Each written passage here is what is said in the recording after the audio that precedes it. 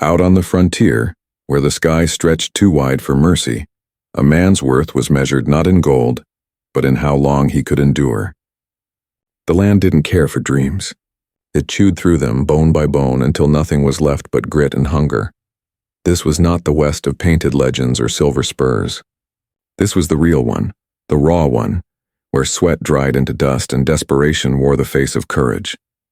Every sunrise came with a wager. What would you trade to stay alive one more day? And every job, no matter how brutal, had someone willing to take it, because hunger is a stronger master than pride.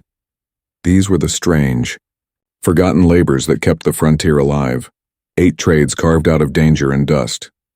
Not the glamorous ones sung about in saloons, but the ones buried under silence, the ones that fed the West and sometimes buried it. When the gun smoke settled and the crowd drifted home, someone had to stay behind. Someone had to deal with what was left. The undertaker's assistant worked where breath ended, in dim rooms that smelled of pine and sorrow. He washed the blood from shirts, stitched the torn flesh, combed the hair of the nameless.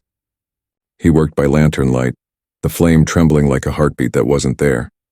Some nights there were too many to count. Bodies brought in from the edge of town, riddled with bullets or fever. He didn't flinch anymore. Death had stopped being shocking. It had become a co-worker.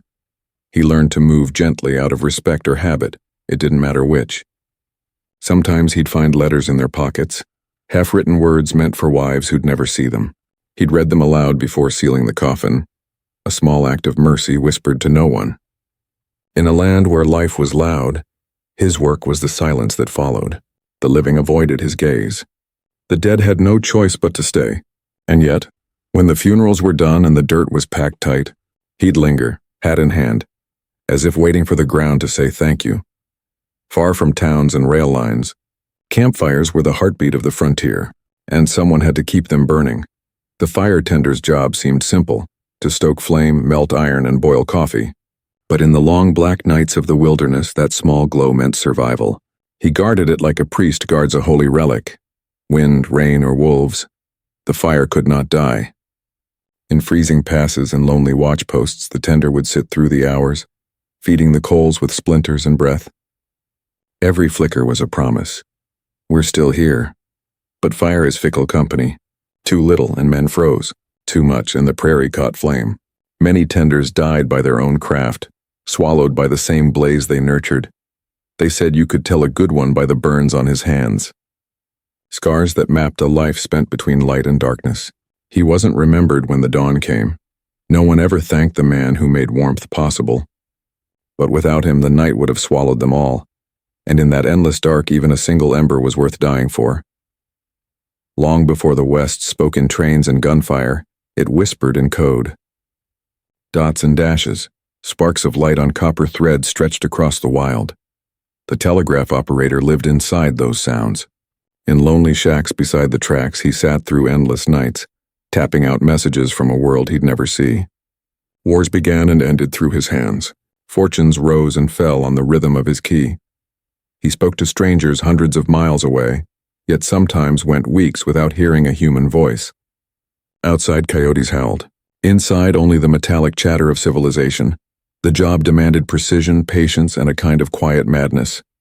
Mistake a dot for a dash, and men could die waiting for orders that never came. He knew secrets before anyone else, deaths, disasters, confessions carried through the wire, and he buried them all in silence. When storms rolled in, lightning crawled across the line, humming like a warning from God. He'd pull back, wait for the static to fade, then start again, steady, unbroken. The operator lived between worlds, one of dust, one of electricity, and when he finally left his post, the silence felt heavier than the noise. If you followed your nose through any frontier town, you'd find him before you saw him. The tannery worker, the man who turned death into leather.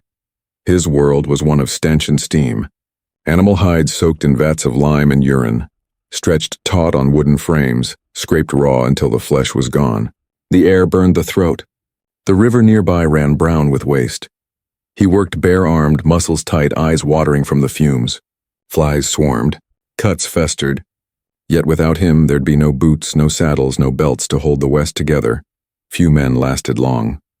The chemicals ate through skin and lungs alike, but those who stayed learned to live inside the rot, to find rhythm in the scrape of blade on hide, to breathe through the stink until it became normal. At night, they washed their hands in whiskey, but the smell never left. It followed them into church, into bed, into their dreams. They made the leather that kept others alive, but every inch of it cost them a little more of their own. Before refrigeration, ice was gold.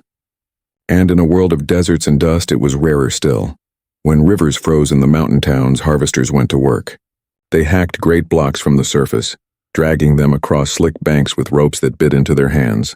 Every crack in the ice was a gamble. One wrong move and a man could vanish beneath, lungs filling with the silence of winter. They worked from dawn to dusk, faces red from cold, tools freezing to their palms. The ice was stored in sawdust and shipped hundreds of miles to saloons and hospitals, a miracle of endurance and pain. No songs were written for them. No one saw their labor when the drinks clinked in summer. But each cube in a whiskey glass carried a price, measured in frostbite, broken bones, and men swallowed whole by the rivers they cut. When the thaw came, their work melted with it. And yet every year they returned, chasing a season that tried to kill them. In the glow of oil lamps and cigarette smoke, fortune had a face. It was the faro dealer, calm hands, steady eyes, a master of chaos pretending it was control. The game was fast, ruthless, and honest only on its surface. Behind every shuffle was suspicion. Behind every smile, a weapon waiting. He sat under the watchful eyes of drunk cowhands and desperate gamblers, knowing one wrong card could end with blood on the floor. It wasn't luck he dealt. It was consequence. His fingers learned to move like whispers, his mind sharp as glass. He could spot a cheat by the way a man breathed. But skill didn't mean safety. More than one dealer was shot mid-deal, his blood mixing with spilled whiskey and cards. Still, the tables never stayed empty. Greed was a kind of religion out here, and the dealer its quiet preacher.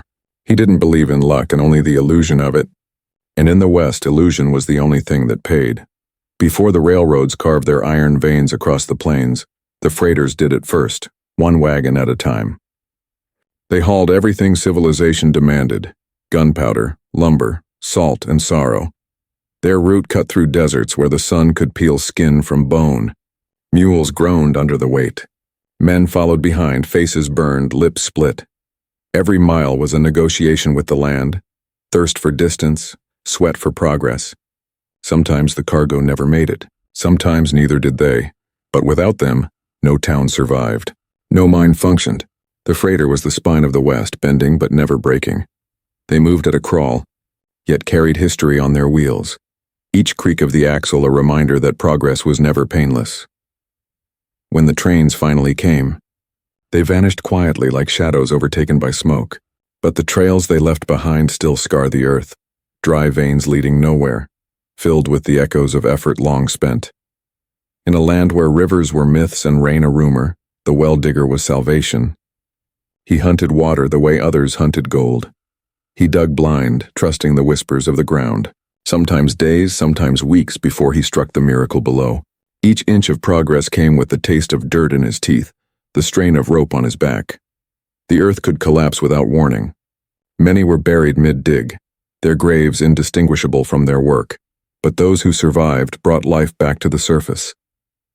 Cattle drank, crops grew, towns rose. The digger simply moved on to the next patch of cracked earth, his body aching, his eyes turned forever downward. He never stayed to see the water shine in the sun. That was for others. His reward was the silence below, the cool breath of earth, the brief wet sound that meant he'd won, and then he'd climb out, wipe his hands, and walk toward another patch of dust waiting to swallow him whole. These were the jobs that shaped the bones of the West, not the gunfighters or the legends printed in dime store novels, but the ones who labored unseen. They didn't build monuments. They built endurance. They worked where light faded, where noise ended, where the land demanded too much. Their hands carried the weight of history without ever knowing it. And when they were gone, the world forgot their names but kept their work. The frontier wasn't carved by heroes. It was held together by ghosts. By men and women who burned, bled, and vanished so others could live more comfortably in their shadow. So when you picture the West, don't just see the guns or the glory. See the quiet hands beneath it all, The tenders, the diggers, the haulers, the forgotten. Because the true story of the Wild West was never about how men lived. It was about how much they endured to keep living at all.